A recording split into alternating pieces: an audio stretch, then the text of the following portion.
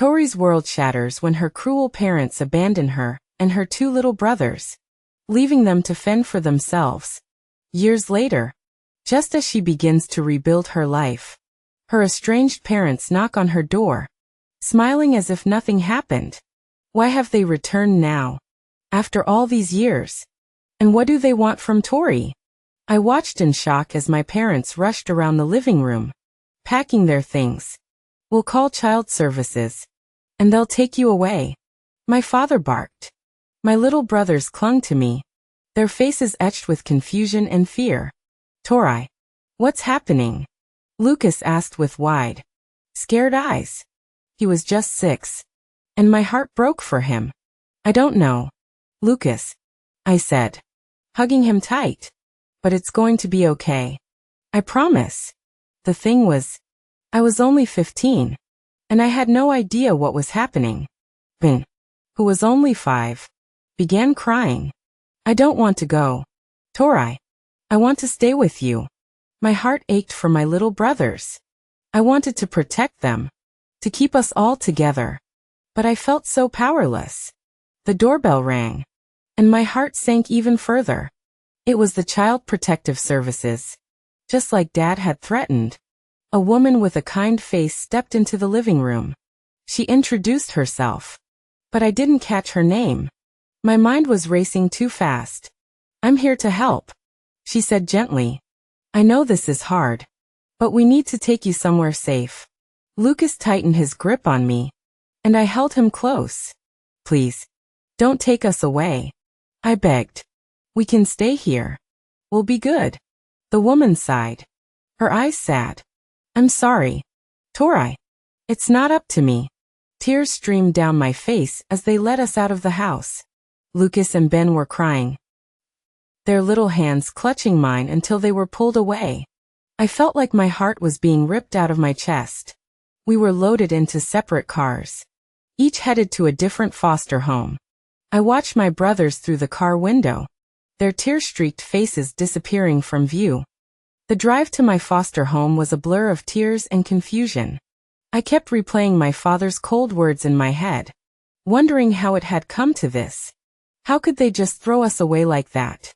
The next chapter of my life began at the Thompsons' foster home, and it was no better. From the moment I arrived, I felt like an outsider. Mr. and Mrs.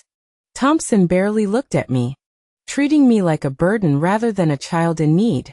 I could feel their cold glances and the way they spoke to me, always short and dismissive. It was clear I wasn't wanted. Make sure you finish your chores, Tori, Mrs. Thompson would say, her voice devoid of any warmth. Yes, I would reply, keeping my head down. The loneliness was suffocating. I missed Lucas and Ben terribly and wondered if they were okay or if they missed me, too. The days dragged on, each one blending into the next, filled with chores and silence. There was no warmth, no comfort, only the cold indifference of a family that didn't care. One day, I couldn't take it anymore, and so, I decided to run away. I thought maybe I could find my brothers, or at least find a place where I felt less alone.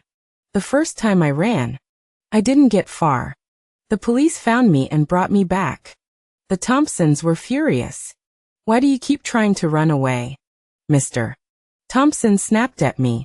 Do you have any idea how much trouble you're causing? I'm sorry, I mumbled. But I knew I wasn't. I just wanted out. Every time I ran away, the same thing happened. I would be dragged back, scolded, and ignored even more. But I didn't give up. One rainy night, I made up my mind. I packed a small bag with the few belongings I had and slipped out the window. Choosing the uncertainty of the streets over the Thompsons' cold indifference was the hardest decision I ever made. Life on the streets was harsh and unforgiving. I found temporary refuge in an old, abandoned trailer. It had a broken door and a leaky roof, but it gave me some shelter from the elements. Every day after that was a struggle. I worked odd jobs, anything that would pay a few dollars to keep me going. I cleaned cars, carried groceries, and even helped out at a local diner. The money was barely enough. But I was surviving somehow. The hardest part of it all was not knowing where my brothers were. I missed Lucas and Ben so much. I visited them whenever I could. But they were moved around so much that it became increasingly difficult.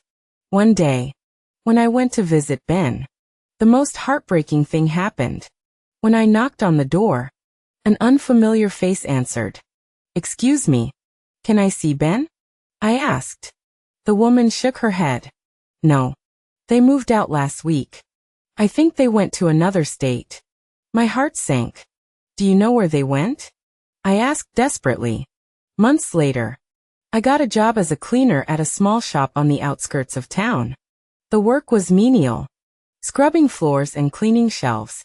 But it was steady. Every penny I earned, I saved. I lived frugally, spending only on the essentials. One day, while sweeping the floor, the shop owner, Mr. Jenkins, noticed my hard work.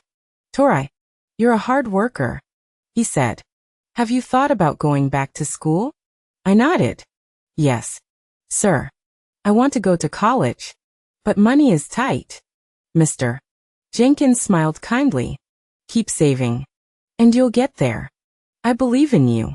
His words gave me hope. I continued to work hard, and eventually, I saved enough to enroll in community college. But balancing work and studies was tough. My days started early with cleaning the shop, and my evenings were filled with classes and homework. There were times when I felt overwhelmed, but I kept pushing through. I remembered the promise I made to myself and my brothers. I had to make something of myself. I couldn't let them down. Years passed, and finally, I graduated with a degree in business administration. With my newfound qualifications, I applied for a job as a store assistant at a large clothing store. Starting at the bottom was challenging, but I was no stranger to hard work. I showed up early, stayed late, and always gave my best. With time, my manager, Ms. Carter, noticed my dedication.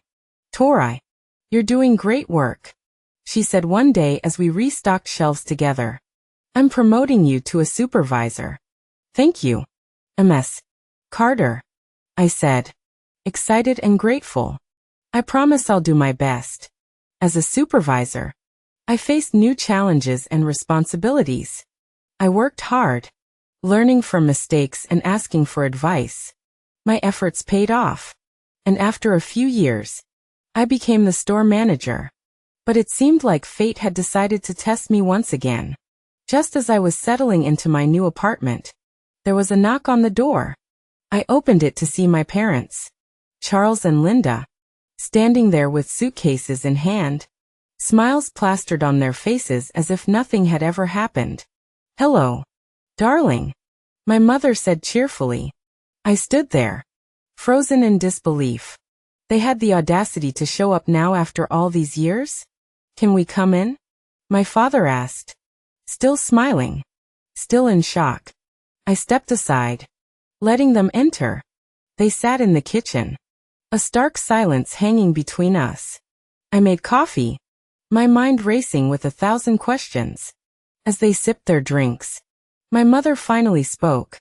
"We were hoping you could let us stay here for a while, just until we get back on our feet." I stared at her, taken aback. "You want to live with me?" "Yes," they both said, almost in unison. "Why? How did you even find me?" I asked, struggling to keep my voice steady. "Oh, sweetie, how does that matter? We are family, and family is supposed to help each other, right?" I couldn't contain my anger any longer. "Oh really?" I snapped.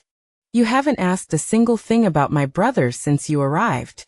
You just show up here, expecting me to help you after you abandoned us? Where were your ideas about family helping each other when we were struggling on the streets?"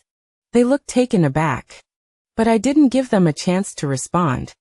I stood up and went upstairs, retrieving an old $10 bill my father had given me years ago. Returning to the kitchen, I handed it to them. "I hope this helps you as much as it helped me back then. Now, Get out of my house and never come back. Their smiles faded as the reality of my words sank in. Without another word, they gathered their things and left.